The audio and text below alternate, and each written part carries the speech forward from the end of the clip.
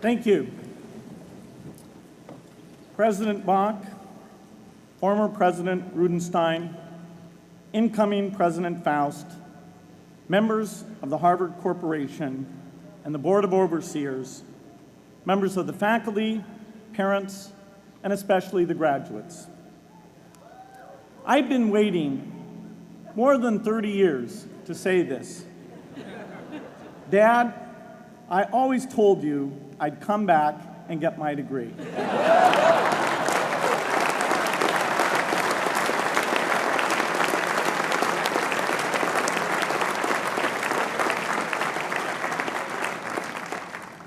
I want to thank Harvard for this honor.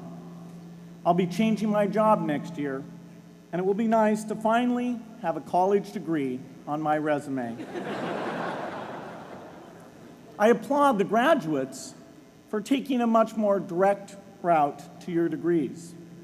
For my part, I'm just happy that the Crimson called me Harvard's most successful dropout.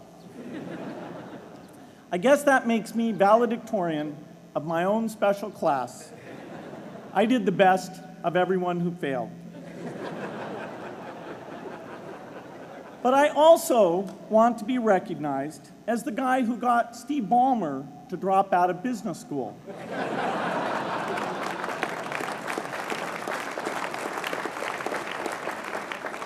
I'm a bad influence. That's why I was invited to speak at your graduation. If I'd spoken at your orientation, fewer of you might be here today.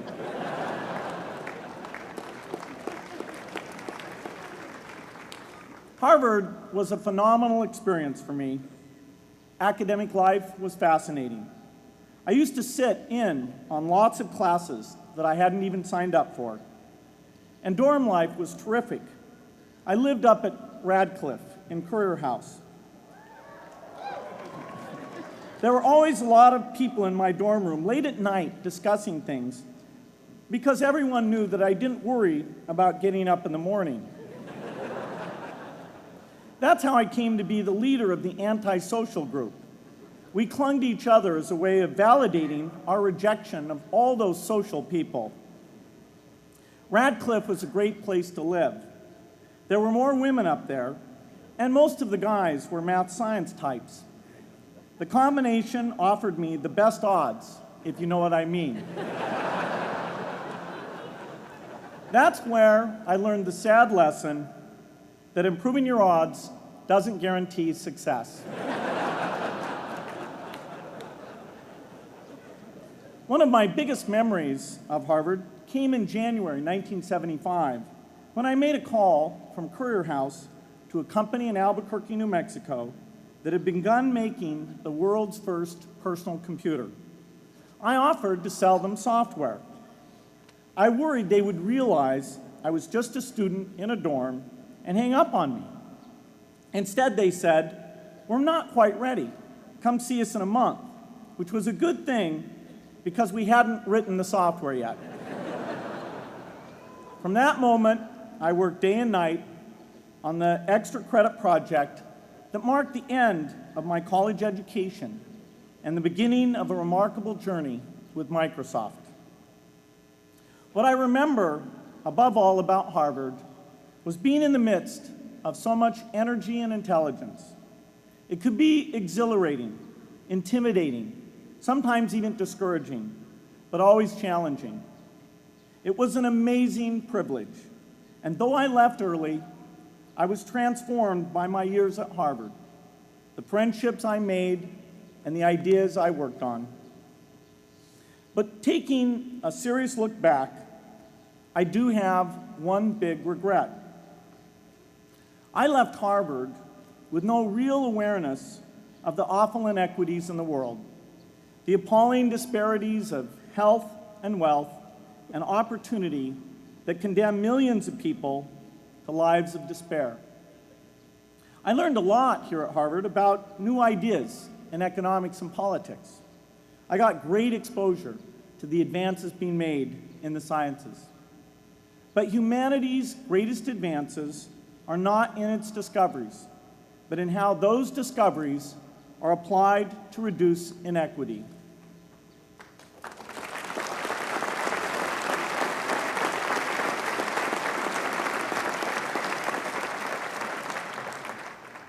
Whether through democracy, strong public education, quality health care, or broad economic opportunity, reducing inequity is the highest human achievement.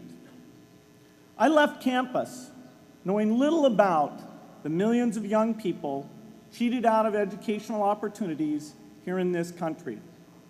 And I knew nothing about the millions of people living in unspeakable poverty and disease in developing countries. It took me decades to find out. You graduates came to Harvard at a different time. You know more about the world's inequities than the classes that came before. In your years here, I hope you've had a chance to think about how, in this age of accelerating technology, we can finally take on these inequities and we can solve them.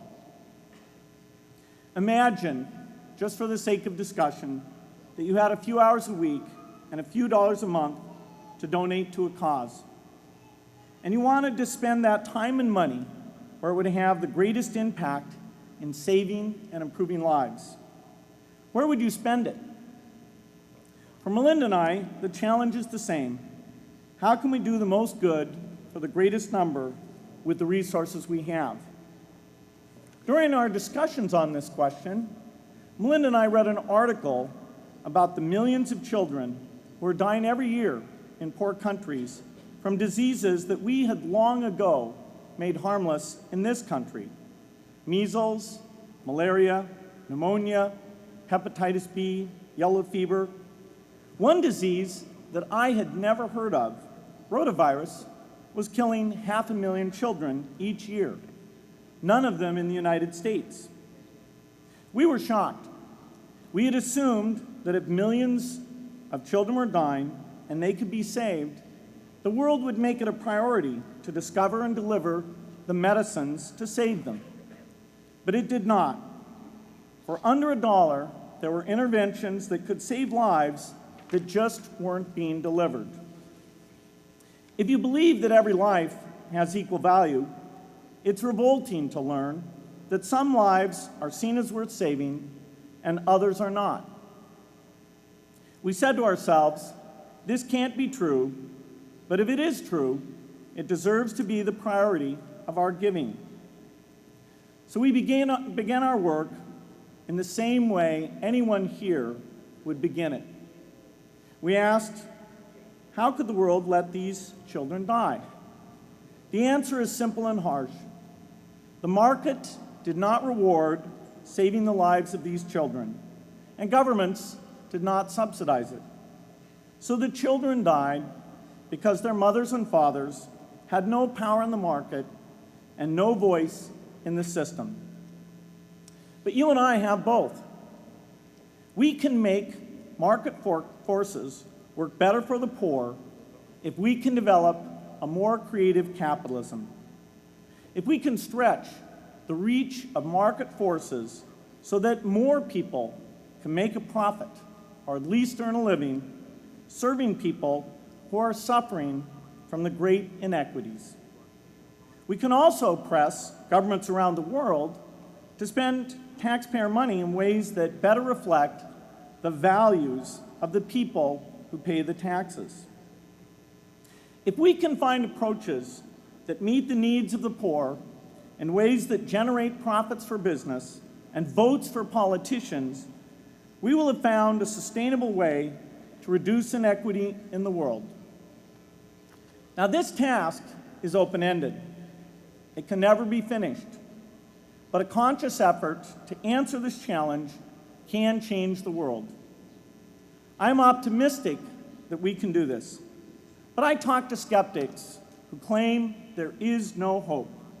They say, inequity has been with us since the beginning and will be with us until the end, because people just don't care. I completely disagree. I believe we have more caring than we know what to do with. All of us here in this yard, at one time or another, have seen human tragedies that broke our heart, and yet we did nothing, not because we didn't care, but because we didn't know what to do. If we had known how to help, we would have acted. The barrier to change is not too little caring. It is too much complexity. To turn caring into action, we need to see a problem, see a solution, and see the impact. But complexity blocks all three steps. Even with the advent of the internet and 24-hour news, it is still a complex enterprise to get people to truly see the problems. When an airplane crashes, officials immediately call a press conference. They promise to investigate, determine the cause, and prevent similar crashes in the future.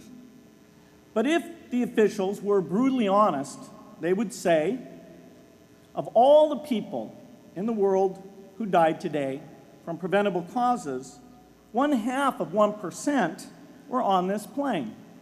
We're determined to do everything possible to solve the problem that took the lives of the 0.5%. The problem is not just the plane crash, but the millions of preventable deaths. We don't read much about these deaths. The media covers what's new, and millions of people dying is nothing new. So it stays in the background where it's easy to ignore.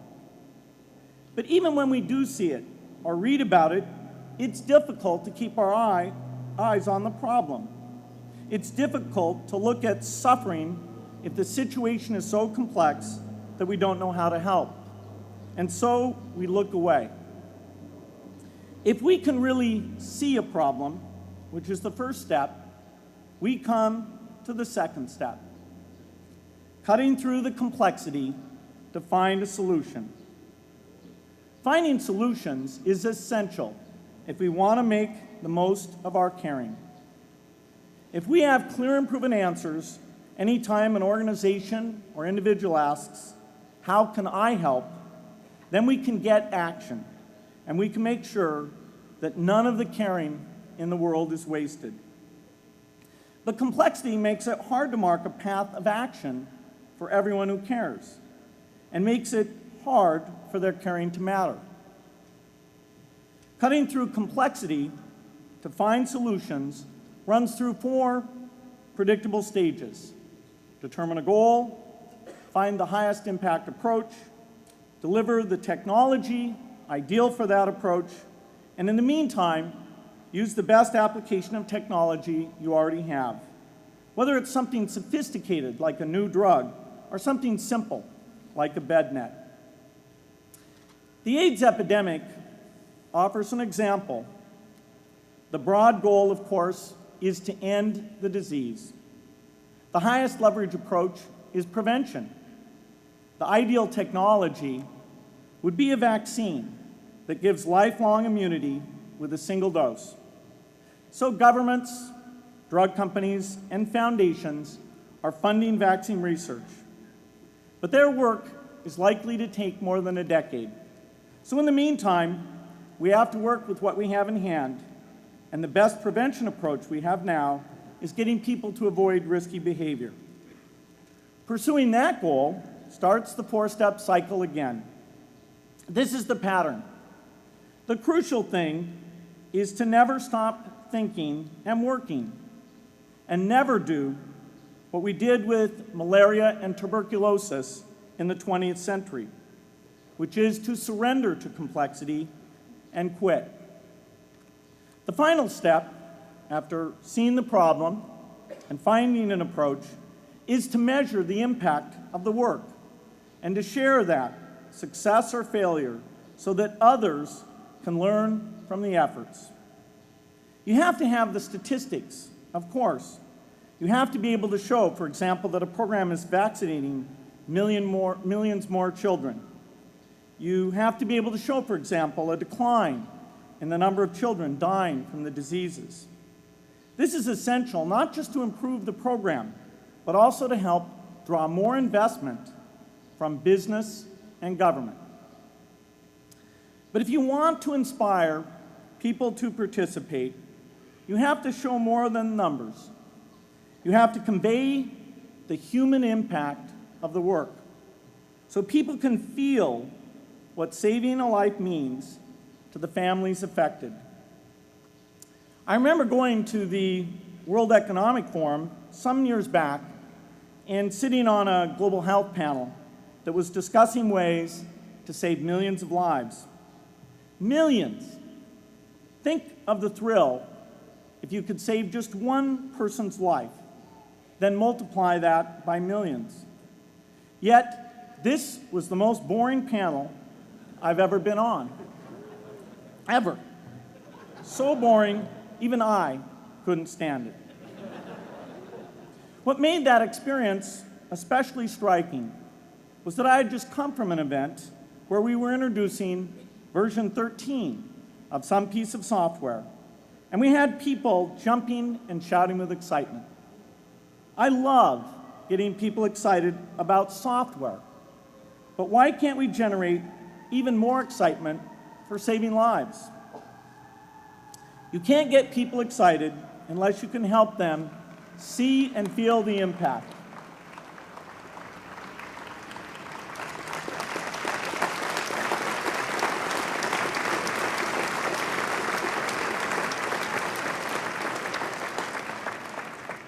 The way to do that is another complex question. Still, I'm optimistic. Yes, inequity has been with us forever, but the new tools we have to cut through complexity have not been with us forever. They are new. They can help us make the most of our caring, and that's why the future can be different from the past.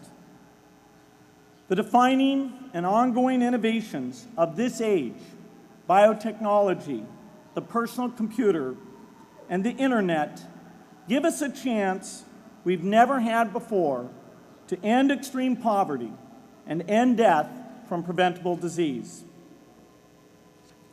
60 years ago, George Marshall came to this commencement, and he announced a plan to assist the nations of post-war Europe. He said, I quote, "I think one difficulty is that the problem is one of such enormous complexity that the very mass of facts presented to the public by press and radio make it exceedingly difficult for the man in the street to reach a clear appraisement of the situation. It is virtually impossible at this distance to grasp at all the real significance of the situation." 30 years after Marshall made his address, which was 30 years ago, as my class graduated without me, technology was emerging that would make the world smaller, more open, more visible, less distant. The emergence of low-cost personal computers gave rise to a powerful network that has transformed opportunities for learning and communicating. The magical thing about this network is not just that it collapses distance and makes everyone your neighbor. It also dramatically increases the number of brilliant minds we can bring in to work together on the same problem. And it scales up the rate of potential innovation to a staggering degree. At the same time, for every person who has access to this technology, 5 people don't. That means many creative minds are left out of this discussion. Smart people with practical intelligence and relevant experience who don't have the technology to hone their talents or contribute their ideas to the world. We need as many people as possible to gain access to this technology because these advances are triggering a revolution in what human beings can do for one another. They are making it possible, not just for national governments, but for universities, corporations, small organizations, and even individuals to see problems, see approaches, and measure the impact of their efforts to address the hunger, poverty, and desperation George Marshall spoke of 60 years ago. Members of the Harvard family, here in the yard is one of the great collections of intellectual talent in the world. For what purpose? There is no question that the faculty, the alumni, the students, and the benefactors of Harvard have used their power to improve the lives of people here and around the world. But can we do more? Can Harvard dedicate its intellect to improving the lives of people who will never even hear its name? Let me make a request of the deans and the professors, the intellectual leaders here at Harvard. As you hire new faculty, award tenure, review curriculum, and determine degree requirements, please ask yourself, should our best minds be more dedicated to solving our biggest problems? Should Harvard encourage its faculty to take on the world's worst inequities?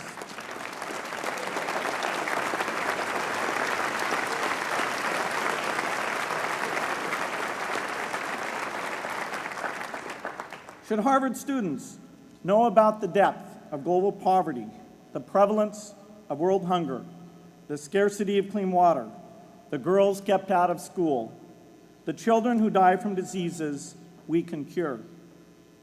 Should the world's most privileged learn about the lives of the world's least privileged? These are not rhetorical questions.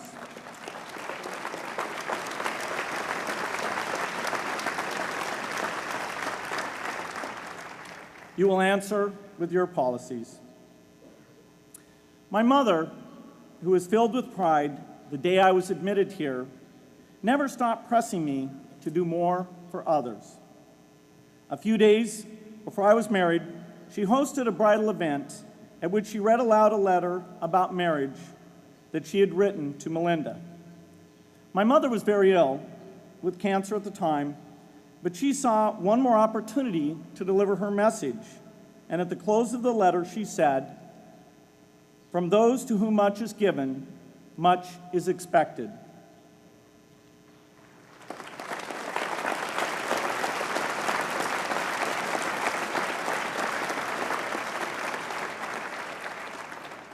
When you consider what those of us here in this yard have been given in talent, privilege, and opportunity, there is almost no limit to what the world has a right to expect from us. In line with the promise of this age, I want to exhort each of the graduates here to take on an issue, a complex problem, a deep inequity, and become a specialist on it. If you make it the focus of your career, that would be phenomenal. But you don't have to do that to make an impact. For a few hours every week, you can use the growing power of the internet to get informed, find others with the same interests, see the barriers, and find ways to cut through them. Don't let complexity stop you. Be activists. Take on big inequities. I feel sure it will be one of the great experiences of your lives.